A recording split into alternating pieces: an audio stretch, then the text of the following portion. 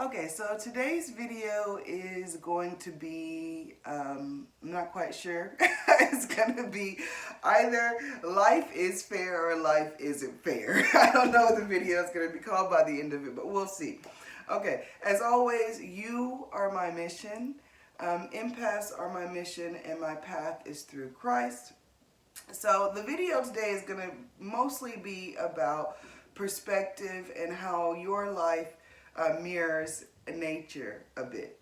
So I had a conversation with I have a very young niece, and at one point we were talking about the three little pigs, and she realized at one point throughout the story that the wolf has to eat too.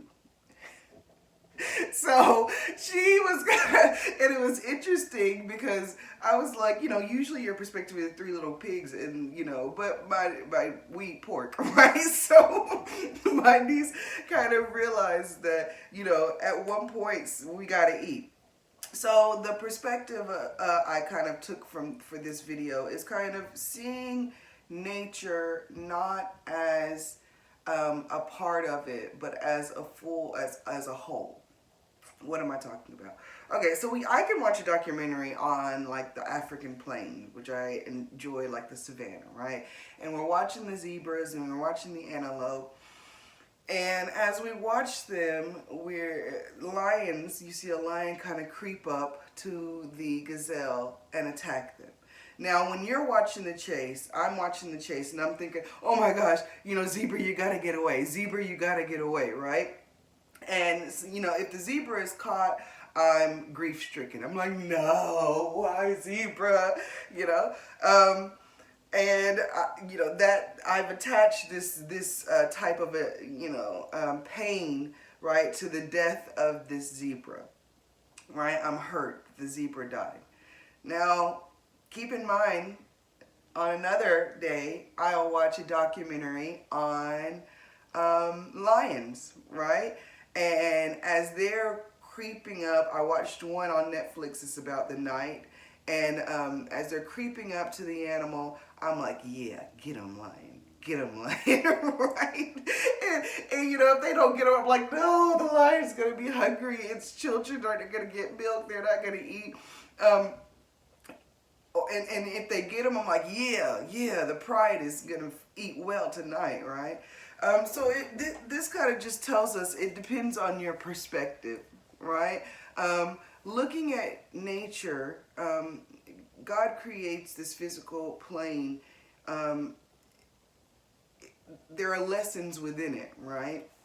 So when we look at nature, just like we look at our lives, see nature as a whole and not just as a gazelle or a lion.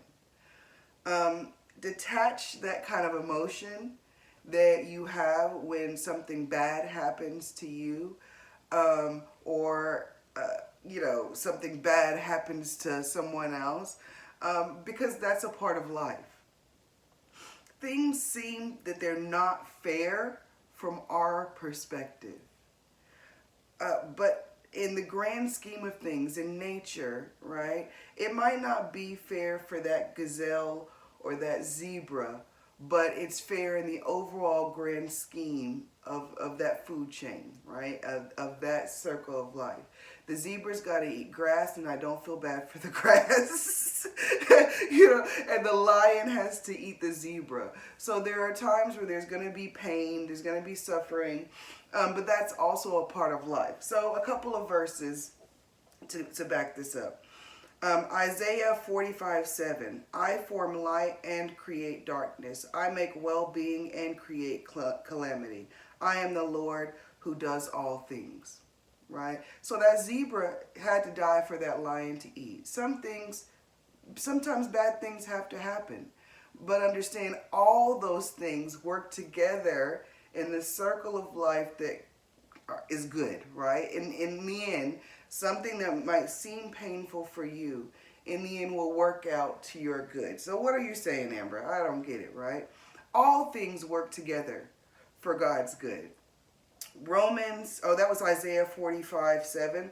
Romans 8:28. And we know that for those who love God, all things work together for good for those who are called according to his purpose. It didn't say only good things happen, right?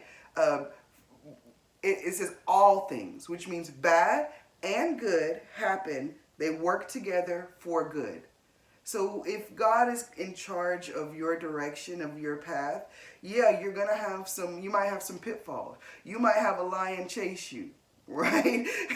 You might be in a famine, but understand that this is a part of the circle. This is a part of the cycle of the food chain, right? Okay, so about the suffering, right? Because it could be a great, it could be small. You could miss the bus, or someone could pass away, right? Romans 5:3-5. More than that, we rejoice in our sufferings, knowing that suffering produces endurance, and endurance produces character, and character produces hope. And hope does not put us to shame, because God's love has been poured into our hearts through the Holy Spirit who has been given to us. This produces character. If that zebra wasn't chased by that lion, right? At some point, if he didn't build up endurance by walking on that savannah, he might not survive that next lion attack. Sometimes we're suffering, we're always suffering for a reason, right? So the last thing, this is kind of like my overall summary that I posted on Facebook. Life mirrors nature in so many ways. Life may not feel fair for the zebra when the lion succeeds, but all things work together for good. We are all small parts of a larger equation of life. The lion feels no guilt in eating, the zebra no self-pity for being prey. All things happen because they must. Everything happens for a reason. So it's important for us not to be consumed by our parts in this chain. I'm a zebra, I'm a lion. Look above it and just see the beauty of life, the beauty of nature as a whole, and looking to God for understanding of that cycle. I wish for you love, light, and peace on your journey, and guidance to the Holy Spirit.